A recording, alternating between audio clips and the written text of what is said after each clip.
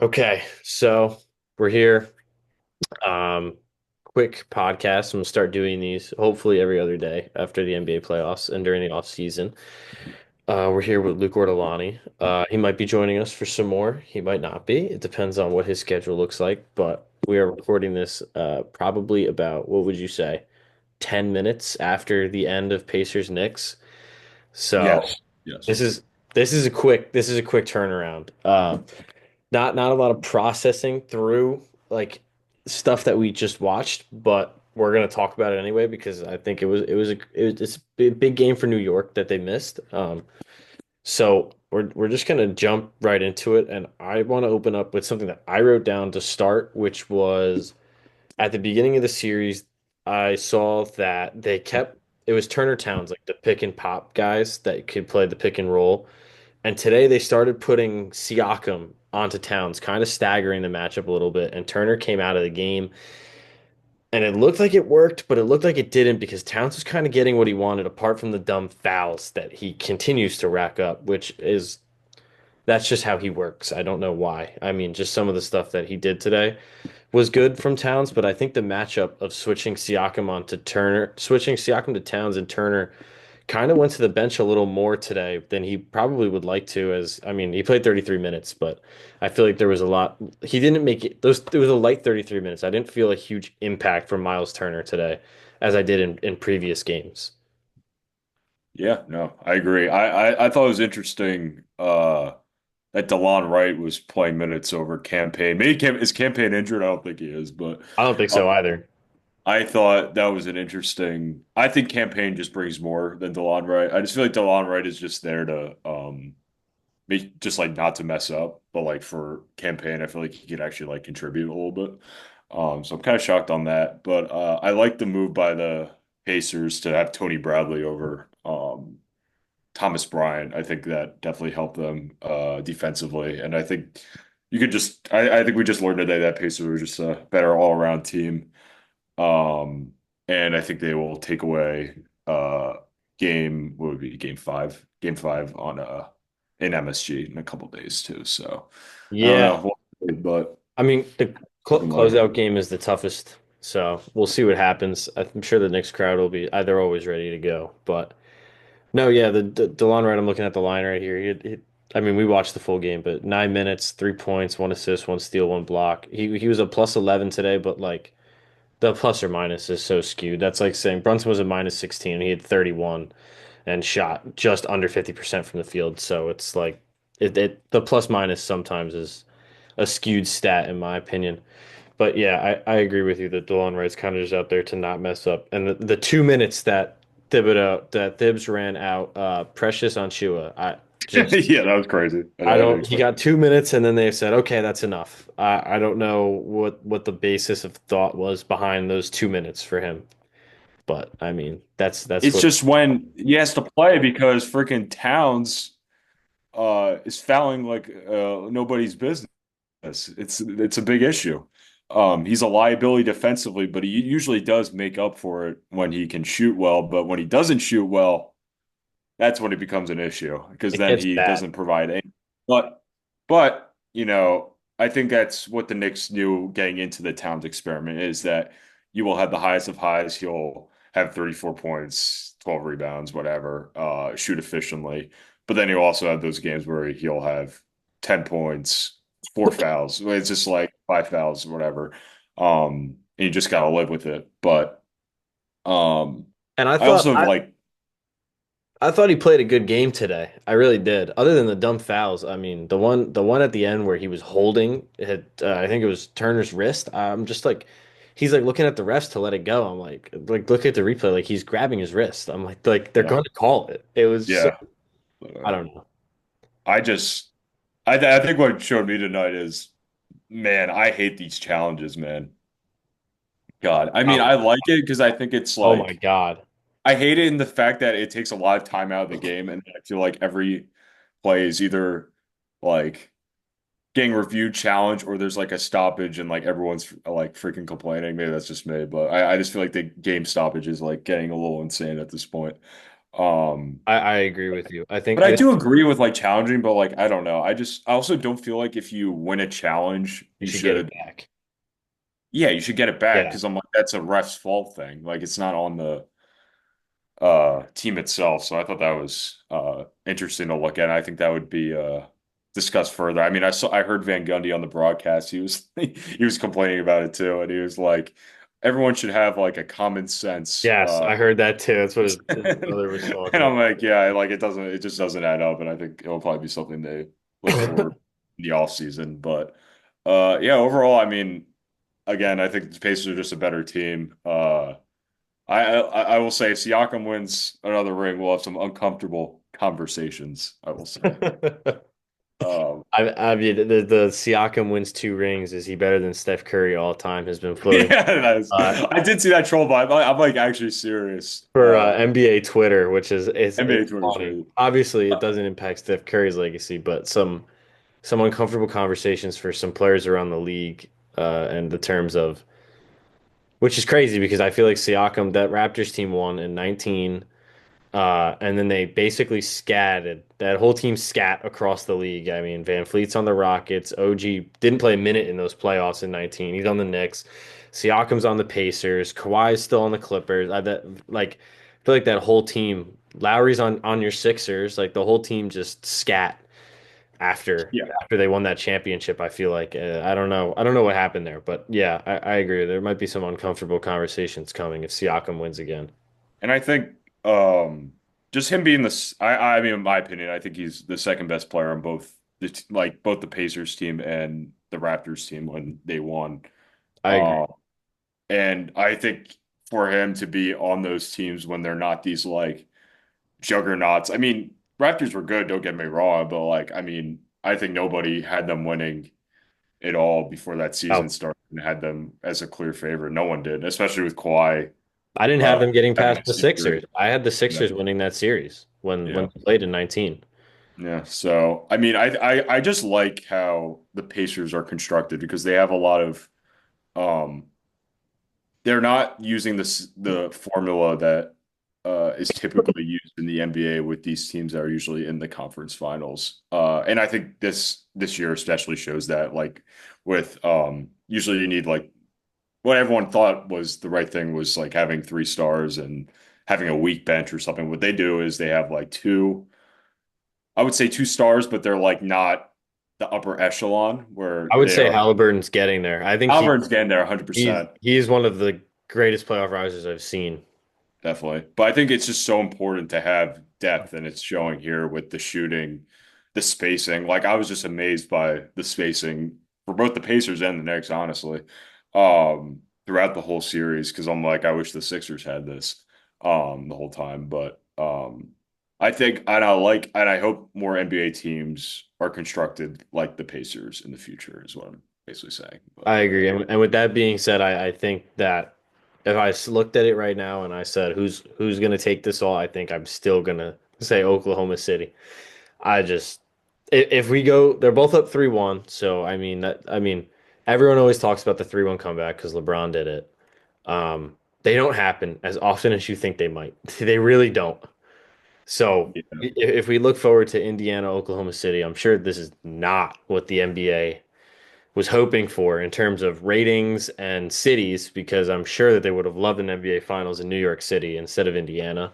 absolutely. I feel like Oklahoma City, you were destined to have it in Oklahoma City. They were very good. I think they knew that that was a high possibility.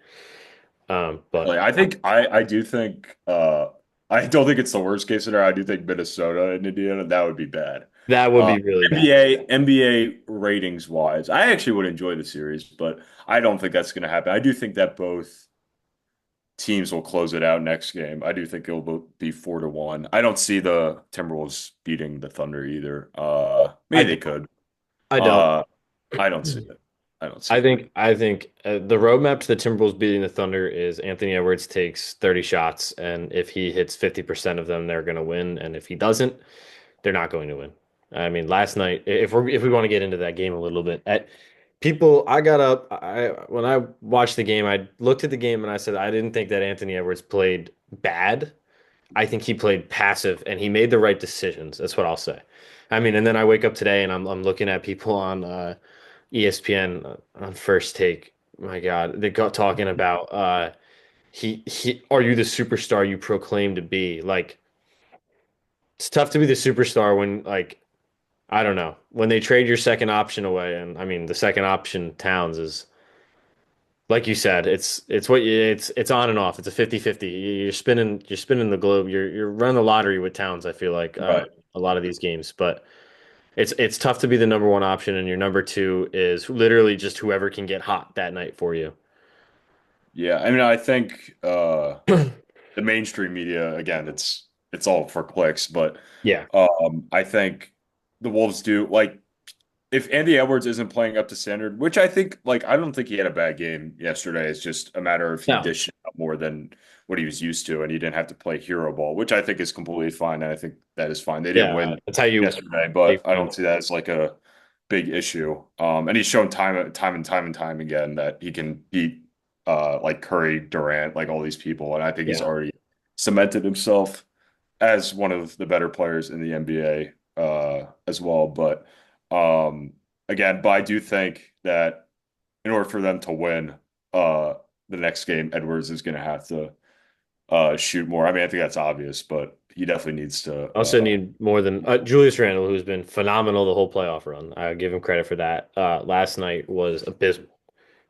God, Absolutely. he is a ball hog, man. I mean, maybe I'm No, reading no, too no, much no, no. I into it, agree but with you. every time I see, I'm like, man, this guy I does think not pass the ball. I think it's a motive for him. I watched it. I watched the first when I watched the first 4 minutes last night. I said I watched Lou Dort bang into him a couple times, and he went to go bang right back into Lou Dort, and I was like, I think it's like a masculine thing for him where he needs to be like because when he saw LeBron and Draymond in the last two series, he went right at him, and like they were just kind of like I mean, they gave back. I mean, LeBron did what he could, but he's 40 years old, so it's like, what are you going to do at 40? And I think Draymond was being asked to do way too much last series in terms of shooting and doing all that to focus on lockdown defense like he normally does.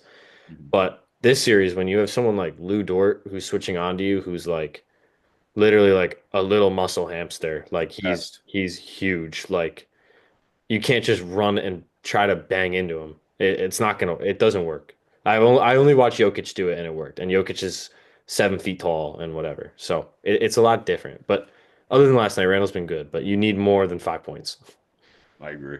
I agree. It really did remind me of the first year on the Knicks, Julius Randle. Because man, that guy, he was good though. He was good on the Knicks, especially that first year. But um, he just, yeah, it was just like only him and only him. But there are more players on that team. So, and I actually like Gobert as much as people give him flack. I struggle sometimes with his choice of defender some plays. I When he agree. gets switched on, it's kind of a mess when that happens. But um, or when he tries to dribble a basketball, that's also kind of rough. But I do like Gobert. I think it's unnecessary flack. But yeah, I think we're getting towards a Thunder versus Pacers, which is awesome because I think we'll get a new champion. I love the parity in the NBA. I do too. Some people think it's not good, which is kind of crazy to me, but um, I understand like you want like history with like dynasties and all that fun stuff, but if you don't have parity, man, it's hard for people like me who's like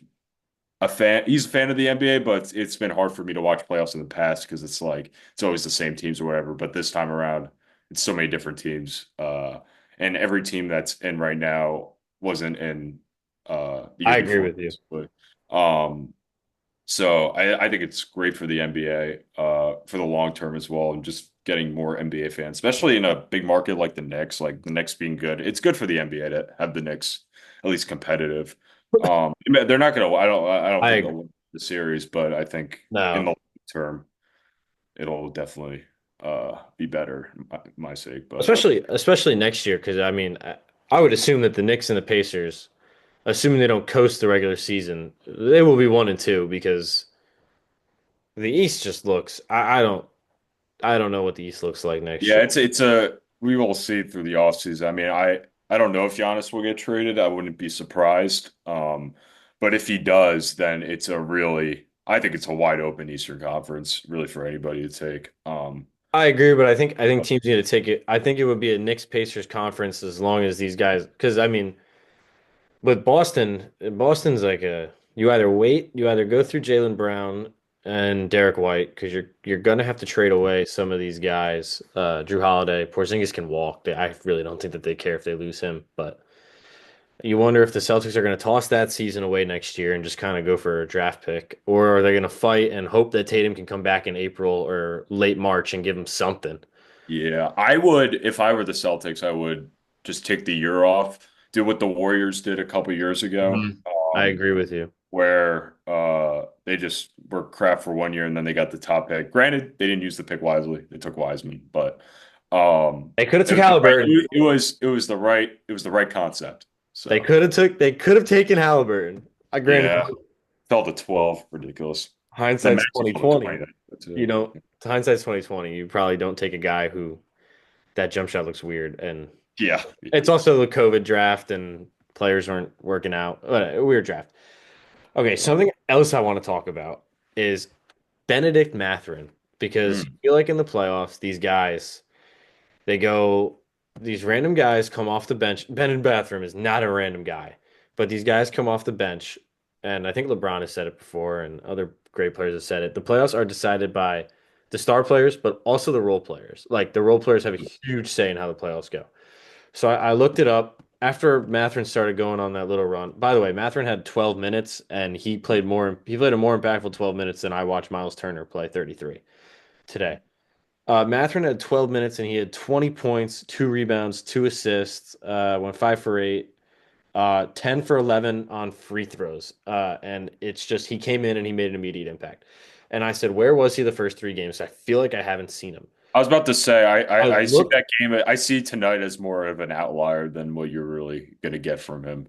No, no, Uh, no. I agree. But then I got curious and I was like, okay, so like right before I sent you the thing, I looked and I was like, what happened like with Mathurin? Because I know he had the injury and all that stuff. So I looked at his playoff stuff and I'm sure everyone remembers when he baited Hunter into pushing him and he got ejected from that game. yeah. Ever since he got ejected from that game, he played 1 minute in that game, got like one rebound or assist. I don't know. Whatever. He got ejected from that game and he hasn't gotten minutes as heavily as he did before.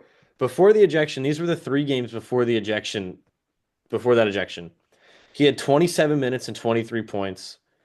He had the next game, he was able to get 20 minutes and 19 points.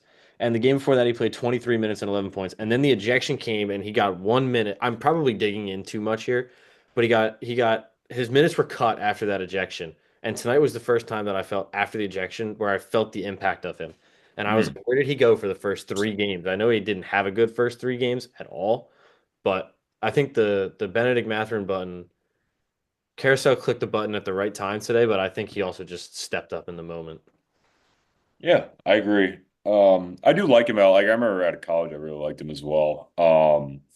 I do wish he was not on a team like this because I think on another team like the Wizards or something, uh, I think he would develop better just because you would get more like playing time and stuff like that.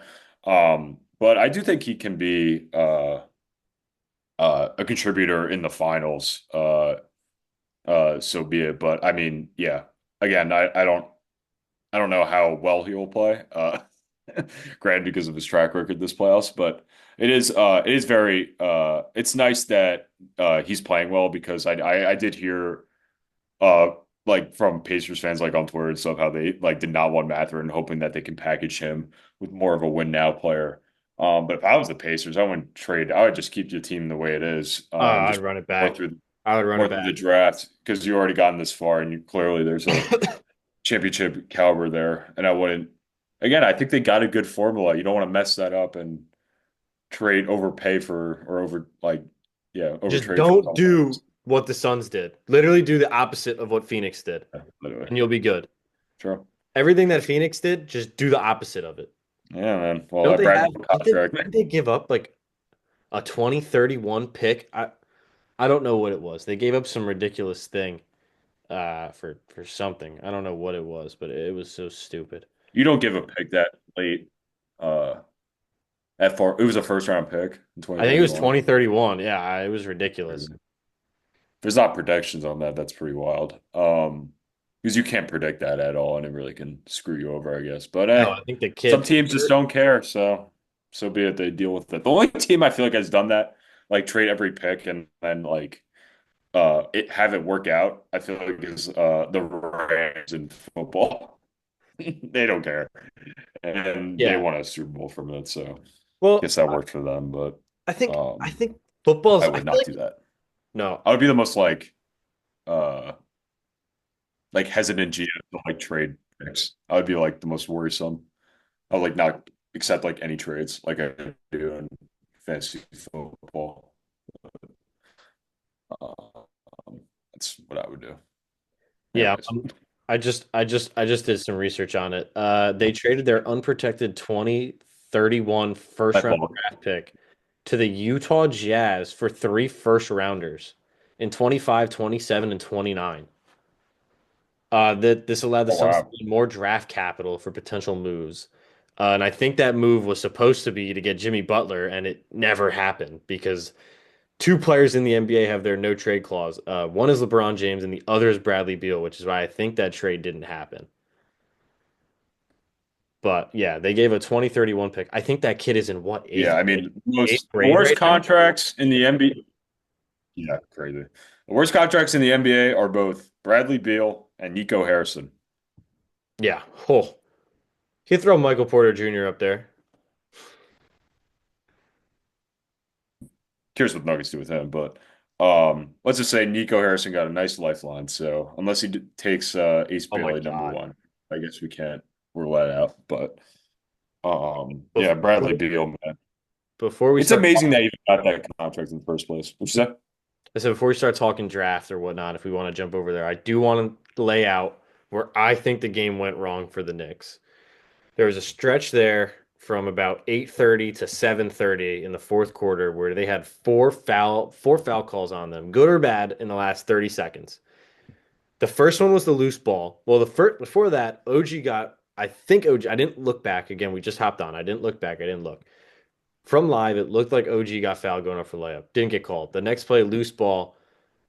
Someone fouled Mathurin on a loose ball. All right. First of all, bad call, loose ball, 50-50 ball. You just let him play. It's playoffs. There's no reason to call that. The second call was, I'm sure you remember, Mathurin went to the lane and he slipped, and they called it on Yeah. Josh Hart. Yep. And it was like, not a foul, kind of bad. Then the next one was the Towns grabbing Turner's wrist. It's a Mhm. foul. It's a foul. And then the next one was Mathurin drove and tried to do the reverse on Hart, and they called the foul, and Hart kind of just stood there. And Hart picked up two fouls in 30 seconds, or like literally 15 seconds of playing time. And then he ended up fouling out of the game. I think that's where the game started to go sour for the Knicks. I think that was the Yeah, point. I agree. I think the foul trouble's just it's been consistent this whole series, and it's what's been killing them. Yeah.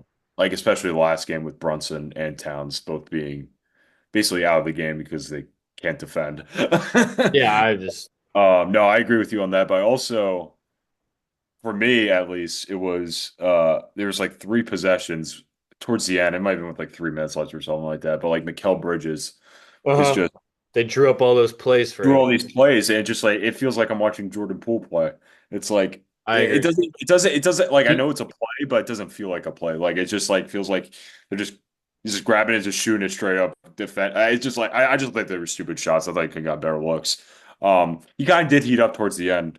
I wrote it. Um, I wrote it down while I was watching the game. I wrote it down and I said more Bridges. And then he hit two threes in a row.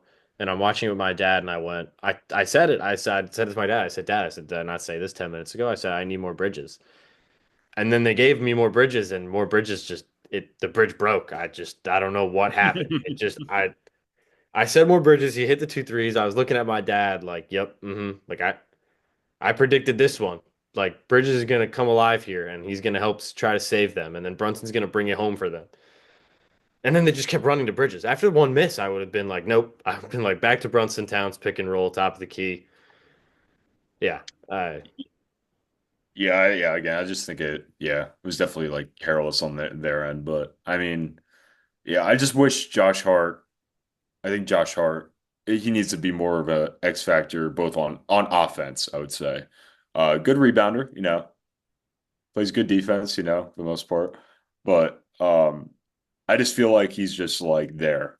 he's not doing like a lot, in my opinion. Um, but if they get more from him, I think that'd be good for next game. But yeah, we'll see. But that's what I got. Would you say that Tyrese has been the best player in the playoffs? Yeah, honestly, like I see him and Siakam as like 1A, 1B because I feel like every game it's either one of them that's going off or one or the other. Um, Hmm. and it's like a back and forth thing. And I don't think I'm not even being a hater on Shea. Actually, I think Shea gets overhated a lot. Um, as someone who is a fan of a guy who got fouled a lot, Joel Embiid, I sympathize with uh Shea just a little bit. I, And I Shay's very good. But I think if you were just talking about this playoffs, I think uh you can make the argument. I think that Halbert and Siakam have played at a better level than Shea, in my opinion, because I think Shea also had some stinkers as well.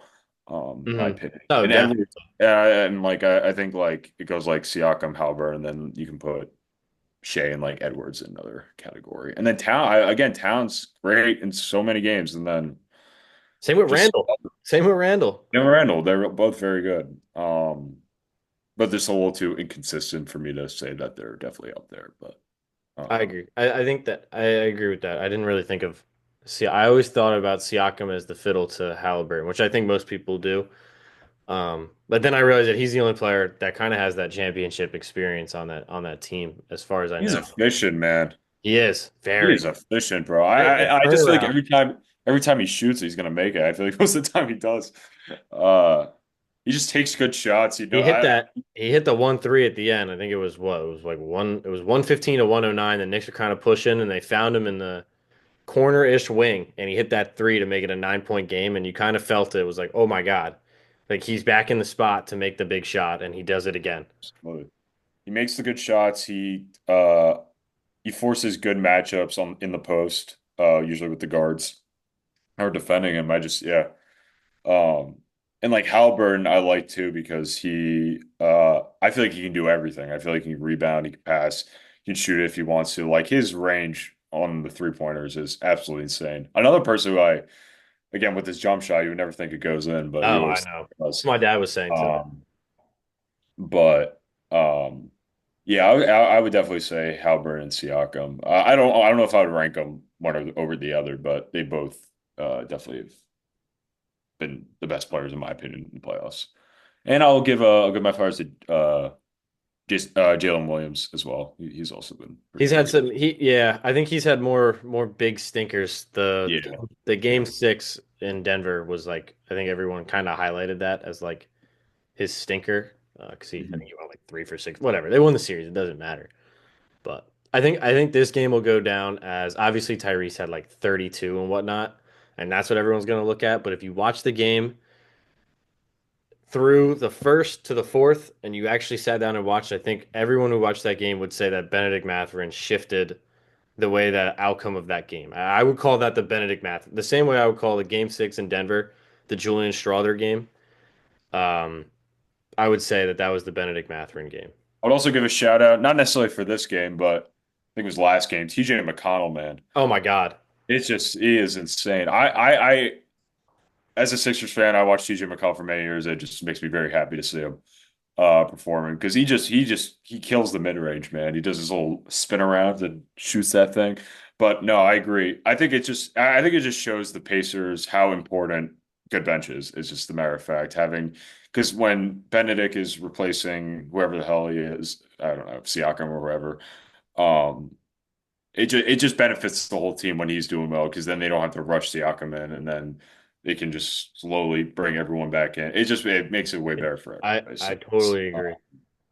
yeah, it's definitely a plus. So if any of those, if it's not Benedict, if it's someone else, again, even Tony Bradley minutes. I mean, it's uh, I Weird, think but it works. I don't know if I they think get it's away with good it. that you don't hear about him, I guess, when he's on the court, because that means he's doing his job, in my opinion. Yeah, I He does he's there just to be there, get rebounds, not do too much, just hold it down, and I like that. So yeah. Instead of I agree. Brian, who's actually a negative when he's on the court. And it shows. So I'm waiting for Carousel to roll Brian out one game, maybe game five if they're up a good amount, just to be like, Yeah. hey, like I can run 11 guys, screw you. Uh, True, true, but true. I Gotcha. don't know. I think we're headed towards Pacers Thunder unless here, ready? I'll give you a first take headline that they're gonna throw out tomorrow. I can guarantee you they're gonna throw this out tomorrow morning. And Mm. they're gonna make their stupid claims and they're both gonna get rinsed either in game five or game six. What team is more likely to come back down 3-1? That'll be a headline tomorrow. Oh, I That'll can be write on pen and paper, man. I mean, guarantee it. yeah, If no. I had to give you an answer, Yeah, yeah. um, yeah, I don't know. I think the Timberwolves may have a better chance, honestly. I was thinking that too. I feel like that's an Uh, unpopular pick, but I'm like yeah. I'm thinking about everything, but they're not gonna do it. Like I really don't. I If they don't think so either. But like, I really can't imagine a world where the Knicks come back in any sense. Because I also think about the fact that like the NBA gods just wouldn't allow it. Like that's also how I just go by things. I agree. Like the NBA just wouldn't let the Knicks do that. No, no. That's how I look. That's how I felt about this series. Because I'm like, the Knicks won't make the finals, but they won't let it happen. But that's more of just like an itch thing. But Yeah. It's uh, like the Mets. Just never. yeah, The Mets are gonna. exactly. Yeah. It's just the Timberwolves are so I just don't have an opinion on them where they're just how I feel about them because like when they won I was like whoa whoa the next game I'm like all right well this is exactly what I thought it's just Yeah. like they can have their games but like I can't see either of those teams having more than one game like one more than one more game like that like there's no way it can go like consecutive like I games like agree. that. So, um but So if I had to do it, I think the Wolves have a better chance. so early prediction. They haven't even made the finals yet. Before I jump to a crazy question to end this, Thunder Pacers. What do you got? I have Thunder, and I have Thunder in less than seven. I don't know if it'll be five or six, but I have Thunder in less than seven.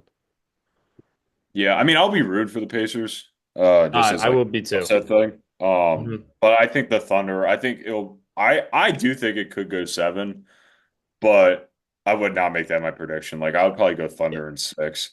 Mhm. Um, I don't know. I usually do that. I could also, I could really see it anywhere. Like I could see like 5 games and like a gentleman's suite type thing. I could also see a world in which Siakam turns up and averages 27 Absolutely. 7. I could see him averaging 27, 7, and 3, and they win. The Pacers somehow pull it out in 7 games. Yeah. I'm really curious what the lines will like the spreads will be when the uh that matchup happens. Because the one thing, before I jump to this question, and I jump to this crazy question, I think the one thing that differentiates the Thunder and the Pacers is I don't think a team has put out a blueprint to beat the Pacers. You know what I mean? Like, unless the Knicks somehow do it, I don't think a team has been like, this is how we're going to guard you. We can force wins like this. And if you get down on us, we know that we can kind of put you away. In that Denver series, being a Westbrook fan and being a Denver fan, watching that whole series, Denver laid out that zone defense that the Thunder kind of struggled with, and they kind of gave a blueprint to how to beat them. Like I kind of gave a way to do it. They just kind of fell apart in Game 7 because their whole team was like running around with one leg and one arm and half a brain, except for Jokic. So Mhm. I don't know, but also the Nuggets have Jokic in the middle who just kind of gets in there and screw things up. Whether he's bad at on ball defense, he's just screwing things up. So, but I think that there's a blueprint to beat the Thunder.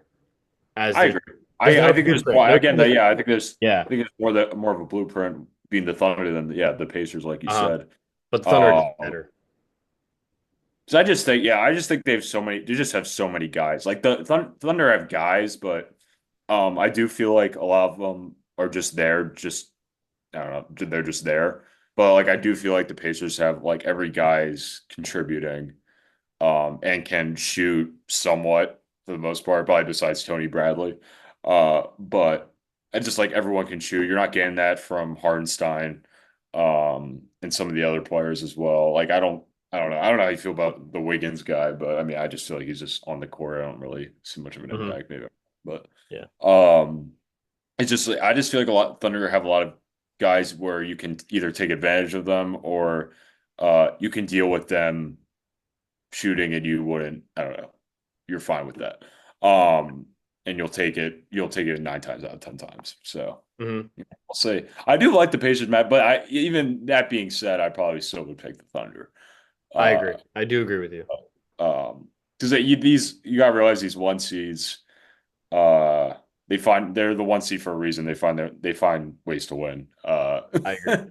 and they always have. So, yeah, we'll see. Okay, last thing here. Got about like three minutes here. Obviously, I don't think the Knicks change anything because the East is weak. If you're the Minnesota Timberwolves, you leave the conference finals both years in a 5 game set. Do you switch Mm. anything or do you just run it straight back? Um, like I like, um, I don't know. I mean, I'm like not the biggest. Like I think Gobert is a plus, but I also think you need like I didn't really agree with their move to like move Towns like originally because I think both Towns and Gobert together both provide something like good in my opinion, and it can like work. Like if they just get like another, like I know Nas Reed, they probably should re-sign Nas Reed, but I don't know if they're going to because I think he's going to be demanding a lot of money. So you would need a Nas Reed replacement, in my opinion, Hmm. whether through the draft and stuff. But you can also see Terrence Shannon more Yep, game a bigger role there. But I think just build through the draft. I mean, I think just getting younger would be a big thing in my opinion around Anthony Edwards. So you got like Mike Conley and like all these I don't know. I just think you could get younger, but also not set yourself back even more by getting younger. So I but agree. I think yeah, just giving Terrence Shannon because I think he showed a lot in the playoffs so far that he can play up to par. And I would personally try to trade Julius Randle for some value while you're at it, because I think his value over the next couple of years will definitely diminish. And I think right now would be the highest it could get. I think So, Minnesota has two untouchables, Anthony Edwards, Jaden McDaniels, and you go from there. You don't trade those two players. I think everybody else is on board with you're in trade talks. Kevin yeah, Durant? I don't know. We'll see. I agree. I wouldn't do for Durant though. We'll see. I don't know. Yeah. I mean, if I was a team, I wouldn't trade a lot for Durant at this time, I know. but I'm I don't just know. throwing it out there. That's fair. All right. Well, thank you all for watching. Quick. We're gonna probably digest this more. I might be back tomorrow. We might be back tomorrow to talk Thunder, or it might be Thursday. We might just wait for both game fives to conclude before we say something. Thank you for watching, and that'll be all.